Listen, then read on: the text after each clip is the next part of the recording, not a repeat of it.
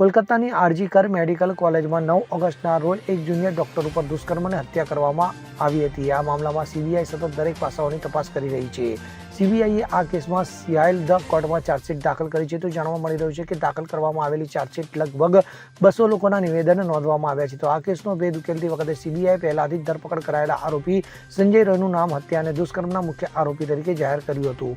તેમજ ગેંગરેપ અંગે સીબીઆઈના સૂત્રોનું કહેવું છે કે હજુ તપાસ ચાલુ છે. તો સીબીઆઈએ તેની ચાર્જશીટમાં આરોપી સંજય રોય વિશે કહ્યું છે કે તેણે પીડિતા સાથે ગત 9 ઓગસ્ટના રોજ કથિત રીતે દુષ્કર્મ આચર્યું હતું. જ્યારે તે વિરામ દરમિયાન હોસ્પિટલના સેમિનાર રૂમમાં સૂઈ ગઈ હતી. તો સીસીટીવી ફૂટેજમાં સંજય રોય 9 ઓગસ્ટના રોજ સવારે 4:03 વાગે સેમિનાર રૂમમાં પ્રવેશતા જોવા મળી આવ્યો હતો. તો કલકત્તા પોલીસને ઘટના સ્થળેથી આરોપીના બ્લૂટૂથ હેડફોન પણ મળી આવ્યા હતા.